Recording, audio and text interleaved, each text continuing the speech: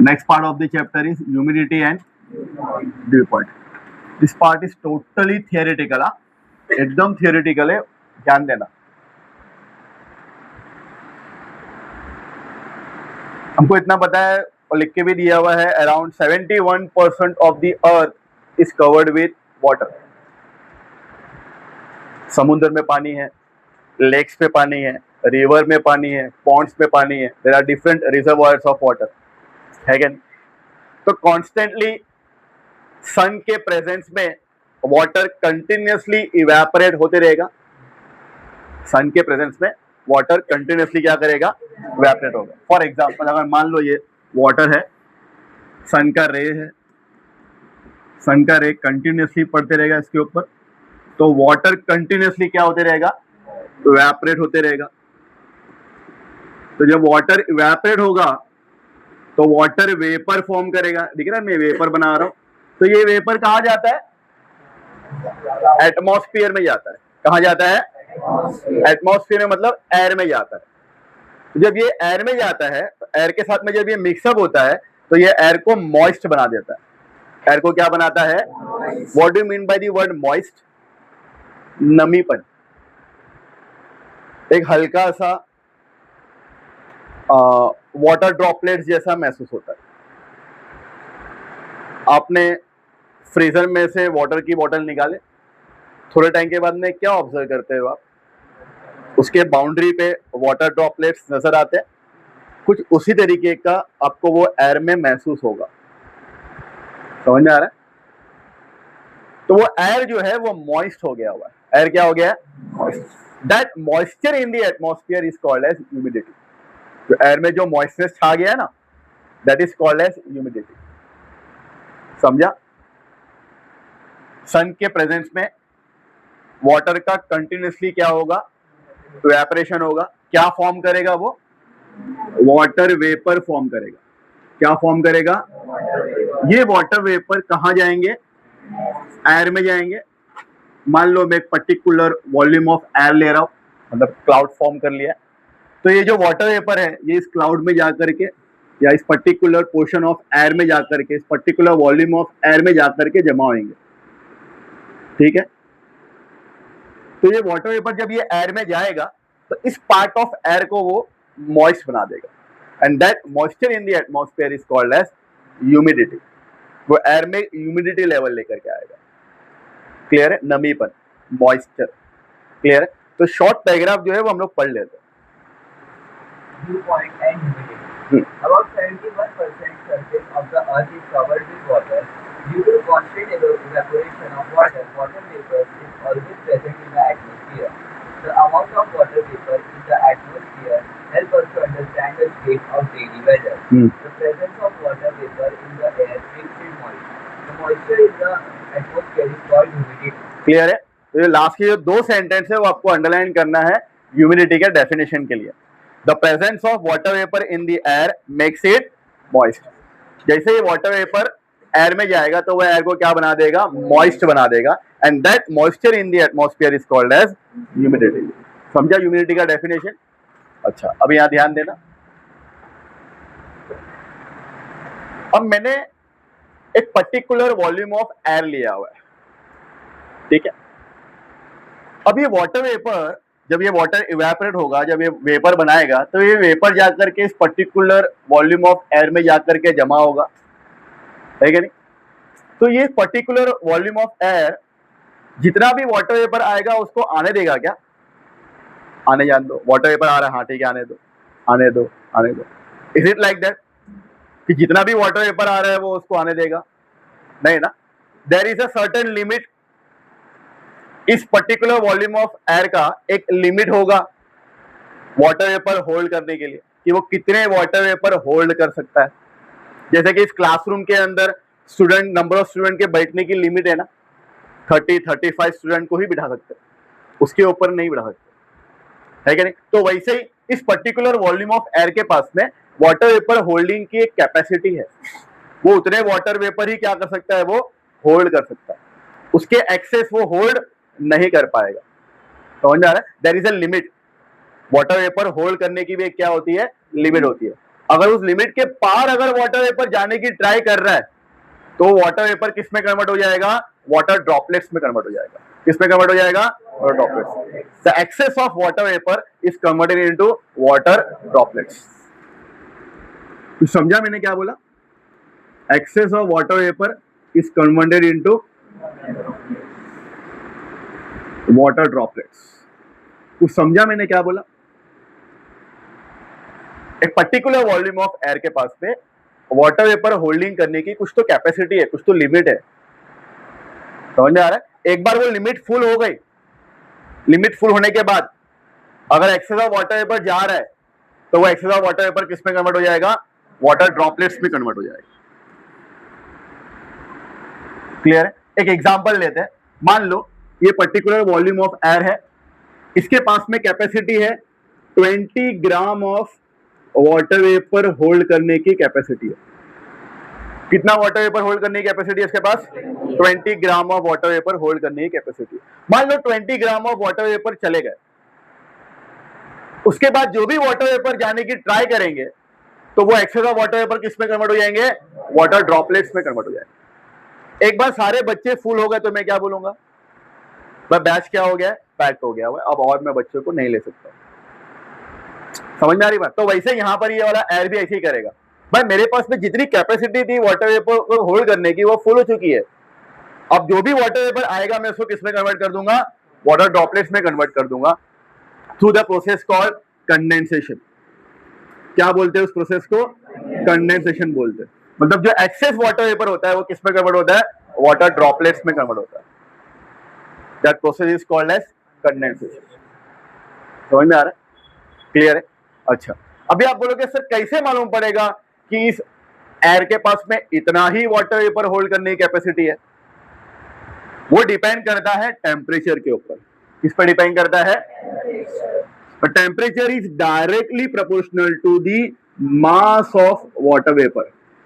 मास of मतलब कितना mass of water vapour वो होल्ड कर सकता है ना, वो किस पे डिपेंड करता है?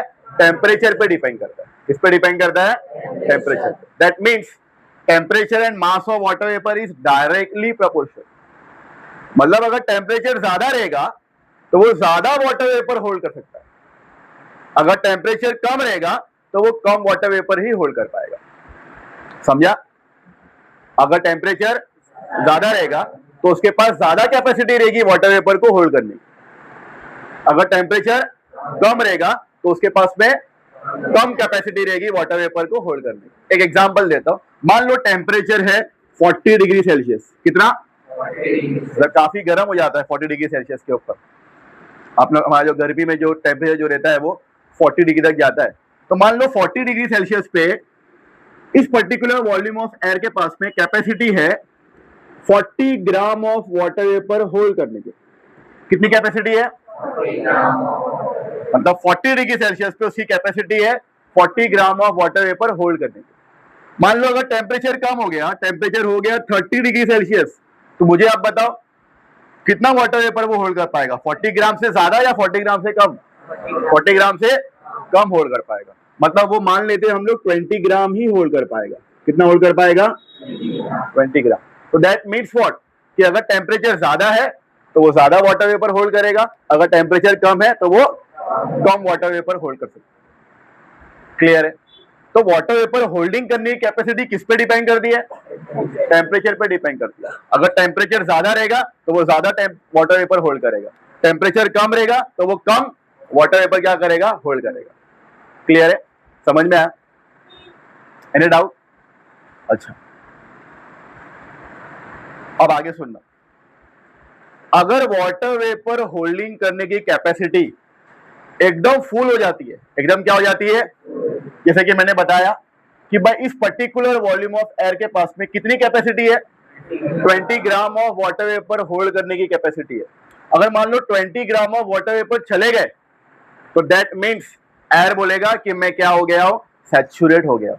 क्या हो गया हूं मैं? Air become saturated with water vapour. Air becomes saturated with water vapour.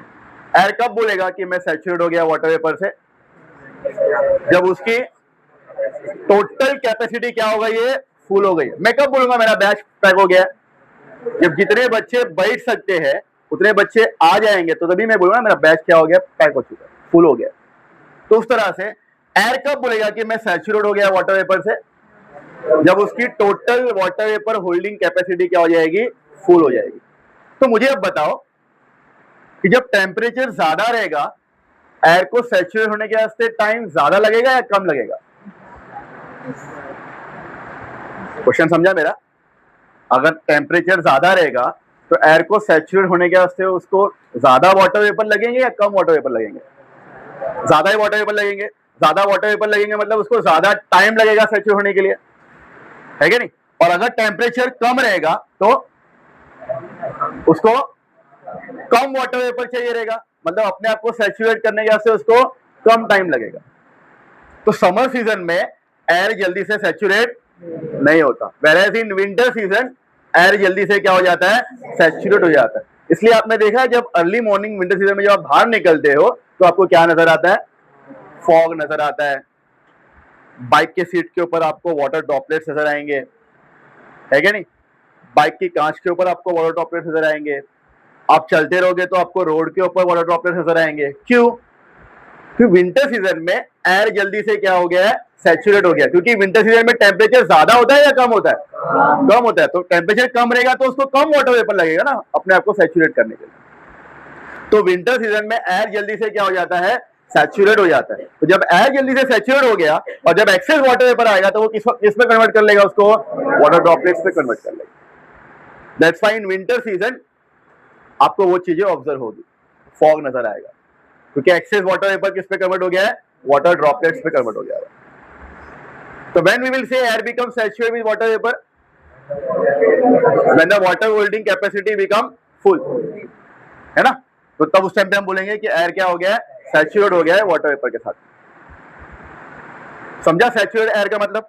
तो अनसैचुरेटेड एयर क्या होगा, जिसमें अभी भी वाटर वेपर होल्डिंग करने की कैपेसिटी बाकी है, बची है। तो उस एयर को हम क्या बोलेंगे, अनसैचुरेटेड एयर। ये अब टोटली पूरी तरीके से सैचुरेट हो गया है, जरा भी जगह खाली नहीं है। और अगर मैं अभी इसको बिठा दूं तो आपको दिख रहा है अभी ये कौन सा एयर बन गया, अभी ये अनसैचुरेटेड एयर। मतलब इसके अंदर और वाटर वेपर क्या हो सकता है, होल्ड हो सकता है। समझा saturated air, unsaturated air? Clear है? तो हम लोग वो पैराग्राफ रीड करते हैं, पढ़ना। जो भी मैंने एक्सप्लेन किया हुआ है यहाँ पर वो पूरा उस पैराग्राफ में दिया हुआ है, पढ़ दो।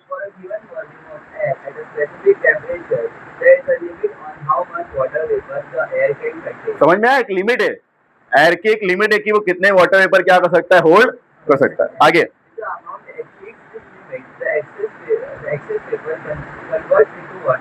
तो एक्सेस वाटर वेपर क्या करेगा, वो वाटर ड्रॉपलेट्स पे कन्वर्ट कर लेगा। maximum possible water vapor, it is said to be saturated with vapor at that temperature. The amount of vapor needed to saturate the air depends on temperature of the air. If air temperature is low, it will need less vapor to saturate the air.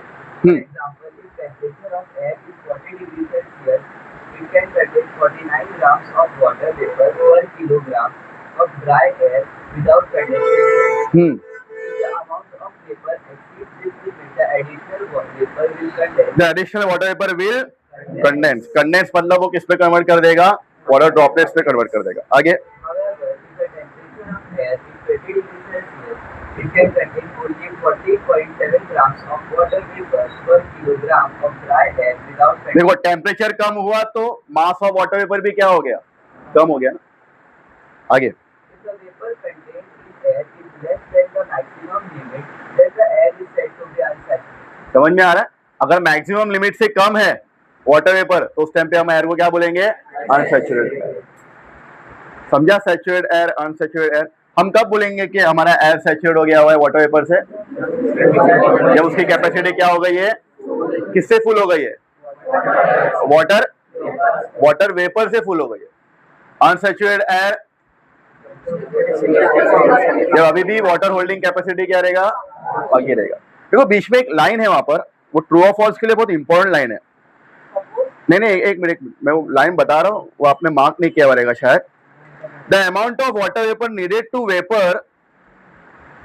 needed to saturate the air depends on the temperature of the air. मिला आपको वो line? उसको line को underline करना. That is for true और false. The amount of water vapour needed to saturate the air depends on the temperature of the air. मैं बताया यहाँ पर एयर को सैचुरेट होने के लिए कितना वाटर वेपर चाहिए रहेगा, वो किस पे डिपेंड करता है? टेम्परेचर पे डिपेंड करता है. मतलब अगर टेम्परेचर ज्यादा रहेगा तो ज्यादा वाटर वेपर लगेगा उसको सैचुरेट होने के लिए. अगर टेम्परेचर कम रहेगा तो उसको कम वाटर वेपर लगेगा अपने आप को सैचुरेट करने के लिए. क्लियर है? तो करना जाए पढ़ो. क्लियर है? अब नेक्स्ट टॉपिक है due point temperature. Next topic क्या है? Due point temperature. अब समझना ड्यू पॉइंट टेम्परेचर क्या होता है. What do you mean bye saturated air? कि एयर टोटली वाटर वेपर से फुल हो गया हुआ है ना.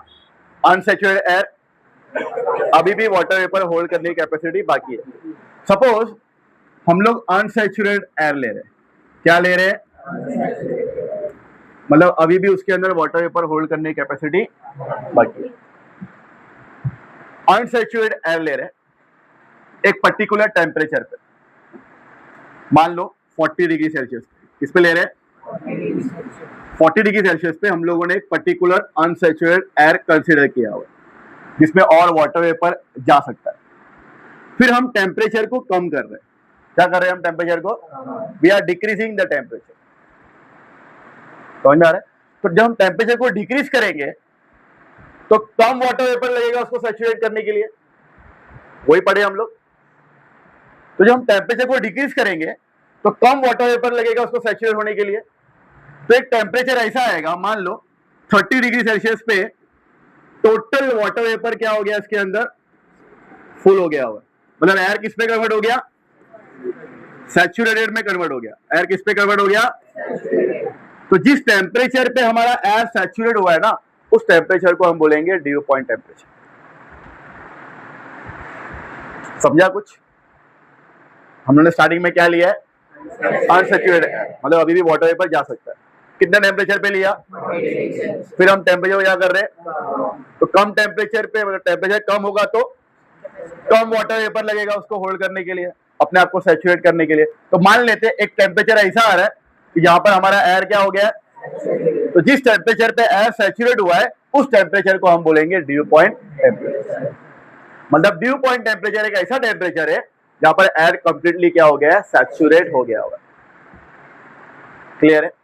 समझा? तो देखो वहां पर बोर्ड में नेक्स्ट पे लिख के दिया हुआ है. Suppose unsaturated air at a certain temperature is taken. क्या देखो, हमने अनसैचुरेटेड एयर कंसीडर किया at a certain temperature and its temperature is decrease. Temperature को कम करवाया गया हुआ. A temperature is reached at which the air become saturated with vapour. This temperature is called as the dew point. उसी temperature को dew point temperature. Clear है? तो dew point temperature का डेफिनेशन आपको मार्क करना है. क्या क्या पॉइंट मार्क करना है, लिखना है. आप मार्क करते हुए चल रहे हो या नहीं?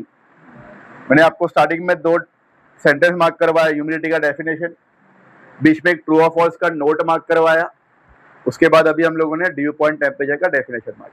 क्लियर है? चलो आगे पढ़ते. अभी जो हम लोगों ने साइंस के अंदर जो हम लोग डिफरेंट क्वांटिटी के बारे में पढ़ते हैं तो उसका यूनिट के बारे में भी पढ़ते हैं. जैसे कि हम लोगों ने अगर फोर्स के बारे में पढ़ेंगे तो फोर्स का ऐसा यूनिट क्या है? न्यूटन. एक्सेलरेशन का ऐसा यूनिट क्या है? मीटर पर सेकेंड स्क्वायर.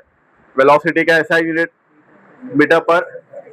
तो different quantity has different unit. तो उसी तरीके से हमारा जो एयर है, तो this is a particular volume of air. इसका पर्टिकुलर वॉल्यूम है. इस पर्टिकुलर वॉल्यूम के अंदर वो कितना mass of water vapour hold कर सकता है, कितना mass of water vapour hold कर सकता है, is known as absolute humidity. क्या बोलते हैं उसको? तो absolute humidity is defined as the mass of water vapour, mass of पर unit volume of air, per unit, समझ में आ रहा है? सिंपल भाषा में इस पर्टिकुलर वॉल्यूम ऑफ एयर के अंदर कितना मास ऑफ वाटर वेपर वो होल्ड कर सकता है उसको क्या बोलते हैं? Absolute humidity. Simple. Therefore, absolute humidity का formula is mass of water vapor upon volume of air. Then what will be its SI unit? SI unit of absolute humidity is, फॉर्मूले से आप यूनिट निकालो, मास का यूनिट क्या रहेगा? KG per, volume का unit metre cube. तो SI unit of absolute humidity is KG per metre. समझ में आ रहा है? तो ऐसा unit of absolute humidity is KG per. समझा absolute humidity? It is defined as the mass of water vapour per unit volume of air, per unit एक particular volume unit volume of air में कितना mass of water vapour वो क्या कर सकता है? Hold कर सकता है। क्लियर है? That is the absolute humidity. Next concept है रिलेटिव ह्यूमिडिटी। एब्सोल्यूट ह्यूमिडिटी समझ में आया? नेक्स्ट है रिलेटिव ह्यूमिडिटी। अब रिलेटिव ह्यूमिडिटी क्या बता रहा है? रिलेटिव ह्यूमिडिटी ये बता रहा है कि एयर को सैचुरेट होने के लिए, एयर को कितना वाटर वेपर और जरूरी है, कितना वाटर वेपर और समझना बराबर से मैं क्या बोलने की कोशिश करता हूं। Suppose this much is the volume of air, इसके अंदर इस एयर को अपने आप को सैचुरेट करने के लिए मान लो 40 gram of water vapour is required. कितना? और एट प्रेजेंट 30 ग्राम प्रेजेंट है। इसमें कितने वाटर वेपर प्रेजेंट है? 30 ग्राम प्रेजेंट है। तो कितने ग्राम बच गए? 10 ग्राम बच गया। तो ये उसका फॉर्मूला बन रहा है। तो आप इस एग्जांपल से फॉर्मूला बनाने की ट्राई करो। दिस 30 ग्राम इज दी, नहीं टोटल नहीं, मास of water vapour present, actually में जो प्रेजेंट है 30 ग्राम प्रेजेंट है। और कितना ग्राम चाहिए एयर को सैचुरेट होने के लिए? 10 ग्राम। तो फॉर्मूले में क्या बनेगा? एक्चुअल, बोलो, actual mass of water vapour present, actual mass of water vapour मतलब इतना प्रेजेंट है, कितना रिक्वायर्ड है वो डिनोमिनेटर में आएगा। Mass of water vapour required, किस लिए? To saturate the air, saturate the, this is relative humidity. कितना प्रेजेंट है, कितना एक्चुअल मास प्रेजेंट है अपॉन कितना अभी मास रिक्वायर्ड है सैचुरेट होने के लिए। रिलेटिव ह्यूमिडिटी हम लोग परसेंटेज में कैलकुलेट करते हैं। किस पे कैलकुलेट करते हैं? That is why we have to multiply this fraction into 100। किससे मल्टीप्लाई करेंगे हम लोग? 100 से, to convert this fraction into percentage. तो परसेंटेज रिलेटिव ह्यूमिडिटी का फॉर्मूला है actual mass of water vapour present upon mass of water vapour required to saturate the air multiply by 100। Clear है? समझा? पढ़ना वो paragraph. The vapor content in the air. In the air is measured using a physical quantity called absolute humidity. The mass of vapor present in a unit volume of air is called absolute humidity. Generally, underline करना है इसको। Absolute humidity का definition हो गया। The mass of vapor present in a unit volume of air is called as absolute। देखो यहाँ पे मैंने डेफिनेशन लिखा, the mass of water vapor per unit volume of air is called as absolute, and उसका ऐसा unit क्या है? KG per metre cube. दोनों सेंटेंस अंडरलाइन करना है आपको, लिखना है। क्लियर है? Absolute humidity. आगे the feeling of humid or dry nature of air not only depends on the amount of vapor in the air, but it also depends on how close that amount is for making the air saturated with vapor. It means that it depends on temperature of the air also. The ratio of actual वही दिया हुआ है, percentage relative humidity equal to, देखो formula देखो, actual mass of water vapour content in the air in a given volume upon mass of vapour needed to make the air saturated in that volume multiply by 100। तो percentage relative humidity से ये मालूम पड़ता है कि हमारा air कितना close है सैचुरेट होने के लिए, कितना क्लोज है सैचुरेट होने के लिए। अगर एक बार एयर सैचुरेट हो जाएगा तो एक्सेस ऑफ वाटर वेपर किस में कन्वर्ट हो जाएंगे, वाटर ड्रॉपलेट्स में कन्वर्ट हो जाएंगे, कंडेंसेशन प्रोसेस क्या हो जाएगा, स्टार्ट हो जाएगा, बारिश गिरना स्टार्ट हो सकता है। क्लियर है? सैचुरेशन लेवल समझ में आया? अभी आप लोग का सैचुरेशन पॉइंट कहां तक होता है, 6 बजे तक। आप 6 बजे टोटली क्या हो जाते हो, सैचुरेट, है ना, फुल कैपेसिटी, पूरी कैपेसिटी क्या हो जाती है आपकी, खत्म। 6 बजे क्या हो जाती है, खत्म हो जाती है। 6 बजे के बाद कुछ भी पढ़ाया गया तो इमेजिन करो, 6 बजे के बाद कुछ भी पढ़ाया गया तो यहां से लग के सीधा क्या हो जाता है, बाहर, अंदर जाता है, नहीं जा पाता है जल्दी, क्योंकि वो सैचुरेशन पॉइंट है। क्या है वो, जितना होल्डिंग का कैपेसिटी था ना वो टोटली क्या हो गया, होल्ड हो गया। अब एग्जाम्पल स्कूल में भी आप 7 o'clock से 1 बजे तक रहते हो, तो 1 बजे के बाद अगर आपको बिठाया जाएगा तो आप टायर्ड फील करोगे, अरे आज 1 बजे से ज्यादा बिठा दिया, क्योंकि वो 1 बजे क्या था, सैचुरेशन पॉइंट। 1 बजे आप एकदम क्या हो गए, सैचुरेट हो गए। क्लियर है, समझा? Now with the help of this percentage relative humidity we have the factor to decide कि हमारा एयर ड्राई है या ह्यूमिड है, हमारा एयर ड्राई है या ह्यूमिड है। ड्राई एयर यानी कि वो एयर जिसमें ड्राइनेस ज्यादा है, जो हम लोग को जनरली गांव के अंदर महसूस होता है, बोलते हैं बहुत लू लग रही है, ड्राई एयर है बहुत, इसमें स्वेटिंग नहीं होता, पसीना नहीं निकलता है, लू मारती है, that is called as dry air. और एक एयर ऐसा होता है जिसपे ह्यूमिड एयर बोलते हैं। क्या बोलते हैं, ह्यूमिड एयर, मतलब वो हवा जिसपे ठंडकपन ज्यादा है, उस एयर को हम क्या बोलते हैं, ह्यूमिड एयर। तो ये कौन से बेसिस पे डिसाइड होता है कि एयर ड्राई है या ह्यूमिड है, परसेंटेज रिलेटिव ह्यूमिडिटी। तो आगे के जो 3 सेंटेंस जो दिए गए उसने नेक्स्ट पेज पे, that is very very important, वो आपको मार्क करना है as a note. The relative humidity at the dew point is 100%। Dew point मतलब एयर क्या हो गया, सैचुरेट हो गया हुआ है। तो एयर सैचुरेट हो गया तो परसेंटेज रिलेटिव ह्यूमिडिटी कितना रहेगा, 100% रहेगा। कितना रहेगा, 100%। मार्क करना है, ये आया एग्जाम में। And if the relative humidity is more than 60% we feel that the air is humid. मतलब अगर परसेंटेज रिलेटिव ह्यूमिडिटी का वैल्यू 60% से ज्यादा, तो हमारा एयर क्या रहेगा, ह्यूमिड रहेगा, एयर में ठंडकपन रहेगी। And if the relative humidity is less than 60%, we feel that air is dry. लू आ रही है, एयर लू मार रही है, वो ड्राई एयर आ रही है। तो वो कब डिसाइड होगा, जब रिलेटिव ह्यूमिडिटी क्या रहेगा, लेस देन 60%। तो ये तीनों भी पॉइंट आपको मार्क करते हुए लेना है, very important point for 3 marks. Clear, समझ में आया? अब नेक्स्ट कॉन्सेप्ट ये है कि आपने देखा रहेगा ड्यूरिंग विंटर सीजन या in fact in summer season also, जब एरोप्लेन जा रहा है तो एरोप्लेन के पीछे देखो आपको व्हाइट ट्रेल फॉर्म करता हुआ नजर आता है। क्यों? उसका रीजन भी यही है।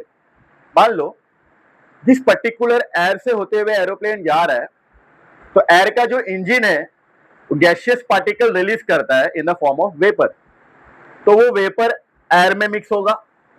मान लो अगर नियर बाय वाला एयर सैचुरेट हो गया हुआ है, क्या हो गया है, तो वो उस वेपर को होल्ड कर पाएगा क्या, जो इंजन ने रिलीज किया हुआ है, नहीं, तो वो होल्ड नहीं कर पाएगा उसको।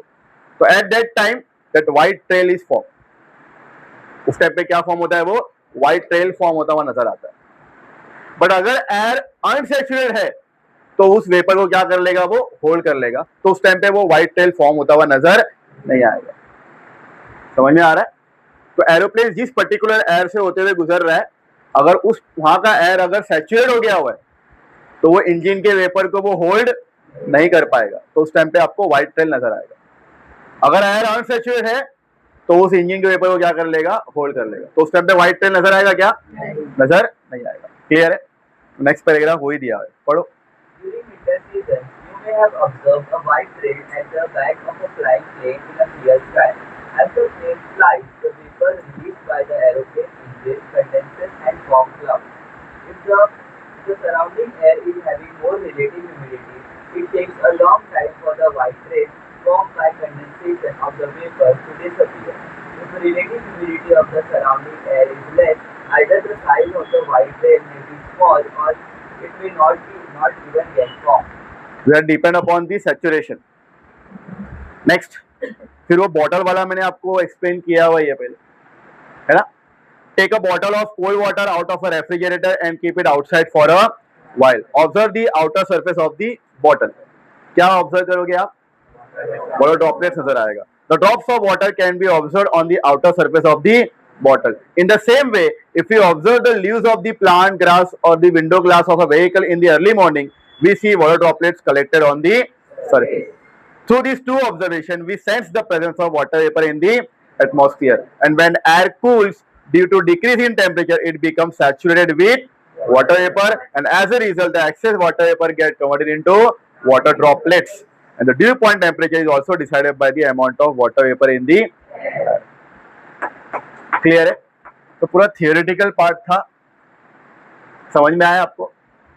Saturated air, unsaturated air, due point temperature, absolute humidity, उसका ऐसा यूनिट, वो 3 पॉइंट क्या क्या लिखना है आपको क्लियर है? ठीक।